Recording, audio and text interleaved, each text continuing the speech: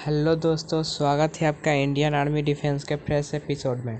आज हम सबसे पहले बात करेंगे आईएनएस चक्र के बारे में, जो कि नया अपडेट सामने निकल कर आ रहा है। भारत के लिए एक और आईएनएस चक्र बना रहा है रूस।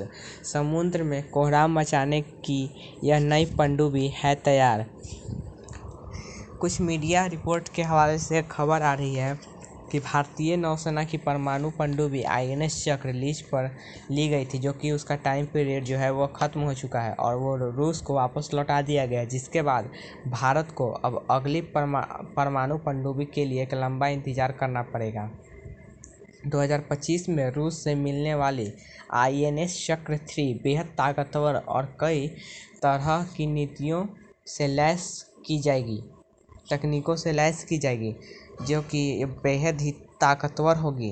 और हम लोग जानते ही हैं कि आईएनएस चक्र जो था वो एक रशियन ओरिजिन की एकमात्र परमाणु पनडुब्बी थी, जो कि हमारे भारतीय नौसेना में थी, लेकिन जो 2012 में लीज पर ली गई थी, लेकिन इसका टाइम पीरियड जो है वह ख़त्म हो चुका है और यह परमाणु पनडुब्बी रूस को वापस लौटा दिया गया है, जिसके बाद हमारे पास परमाणु पनडुब्बी की बेहद ही कमी हो गई है, जिससे सरकार ने इस पर विचार किया है।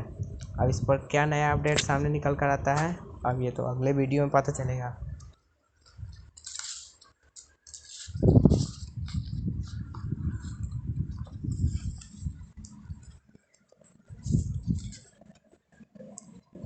दूसरी बड़ी खबर यह निकल कर सामने आ रही है कि बहुत से लोग कह रहे हैं कि जो हाल फिलहाल में जो कि जम्मू कश्मीर में आर्मी की जो मूवमेंट देखी गई है, उससे कि पीओके जल्द ही भारत की होने वाला है। ऐसा ये कोई अभी ऑफिशियली निकल कर नहीं आया है। ये जो मूवमेंट है, दरअसल वो जो अभी हाल में ही पश्चिम बंगाल में जो इलेक्शन हुआ था, उसमें भारी मात्रा में फोर्स डिप्लॉय किए गए थे, जिसके कारण अब वहाँ पर इलेक्शन ख़त्म हो चुका है और इन फोर्सेस को वापस अपने अपने बॉर्डर पर लगा दिया गया है।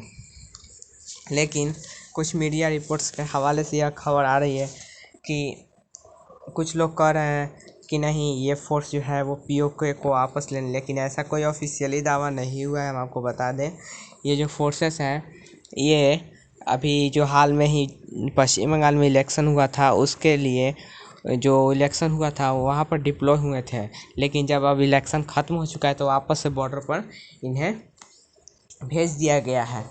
आप चिंता ना करें, जब होंगे तो तब पीओके हमारे हाथ में ज़रूर होंगे, लेकिन अभी जो हमारी ग्रेट इंडियन आर्म फोर्सेस हैं, आप उन पर भरोसा रखें और इस तरह की कोई भी बड़ी खबर अभी सामने निकल कर नहीं आई है।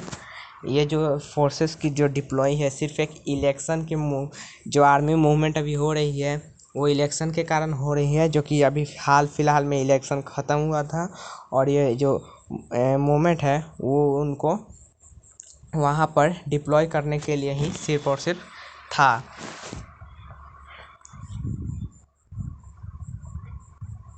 अब इसके बारे में जो भी अपडेट आएगा हम आपको अगले अथी में बताएंगे, वीडियो में।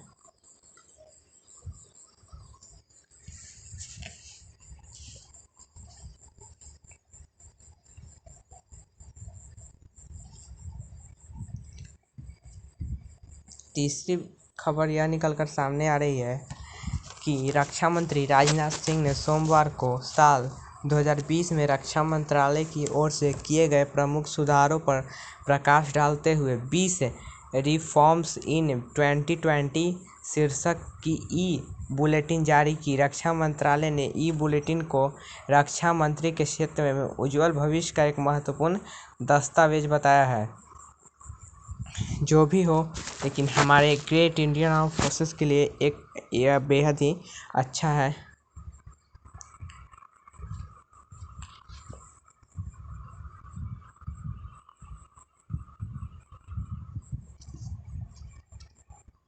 चौथी बड़ी खबर यह निकल कर सामने आ रही है कि जो इसरो है वो इसरो के इन वेंटिलेटरों के नाम से प्राणवायु और स्वस्थ है। ये वेंटिलेटर आसानी से कहीं भी ले जा सकते हैं।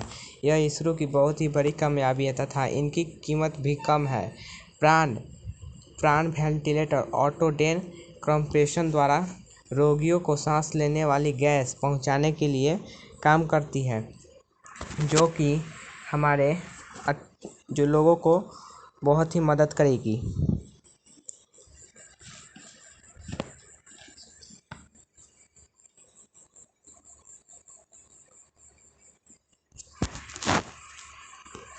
हाल में ही पूर्वी सेना कमान के नए commander general officer commanding in chief का पदभार संभालने के बाद लेफ्टिनेंट जनरल मनोज पांडे ने पानागढ़ मिलिट्री स्टेशन का दौरा किया। नए कमांडर के रूप में यह उनका पहला दौरा था। लेफ्टिनेंट जनरल पांडे ने यहां सुरक्षा तैनाती का जायजा लिया और सैनिकों को हर चुनौती से निपटने के लिए हमेशा तैयार रहने को कहा। पूर्वी कमान की ओर से जारी एक बयान में बताया गया है कि सेना कमांड ने पानागढ़ मिलिट्री स्टेशन पहुंचने पर अधिकारियों से